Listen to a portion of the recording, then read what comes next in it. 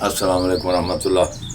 میرے دوستوں اور بھائیوں، اللہ تعالیٰ اپنے کتاب کے اندر فرماتا ہے کہ میرے بندو میری کتاب کو سمجھ کر پڑھو، کامیاب ہو جاؤ گے۔ میرے بھائیوں، پہلی سورت ہے سورت فاتحہ۔ اس کے اندر 7 آیاتیں ہیں، 4 آیاتیں اللہ کی تعریف ہے اور 3 آیاتیں دعا ہے ہمارے لیے۔ میرے بھائیوں، میں گواہی دیتا ہوں سب تعریف کے لائق اللہ تعالیٰ کی ذات ہے جو وحدہ لا شریک ہے، اللہ کا کوئی شریک نہیں۔ میرے بھائیوں، تمام کی تمام مخلوق عاجز ہے، اللہ قادر ہے۔ اسی صورت کے اندر اللہ فرماتا ہے میں رحیم ہوں، میں کریم ہوں، میں مہربان ہوں۔ اپنی تعریف اللہ تعالیٰ خود فرما رہا ہے۔ اور انصاف کے دن کا حاکم ہوں میں، اللہ فرماتا ہے، یعنی کہ قیامت کے دن کا، انصاف کرنے والے دن کا حاکم ہوگا۔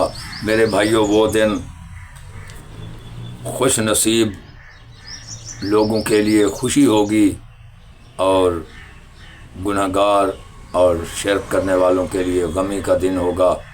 میرے بھائیوں، مزدوری دینے کا دن ہوگا، اس کی بھی ذکر ہے اس صورت کے اندر۔ اللہ تعالیٰ فرماتا ہے مجھ سے کہو اہدنا الصراط المستقیم، ہمیں سیدھے رستے پہ چلا۔ میرے بھائیوں، یہ دعا ہے ان لوگوں کے رستے پر جو تو اپنا فضل کرتا رہا، اور نہ ان لوگوں کے رستے پر چلا جن پر تو ناراض ہوا، جس پر تیرا غضب ہوا، تیری ناراضگی ہوئی۔ میرے بھائیوں، یہ پناہ ہے، توبہ ہے، اس سے اللہ سے ڈرنے کی آیات ہے آخری۔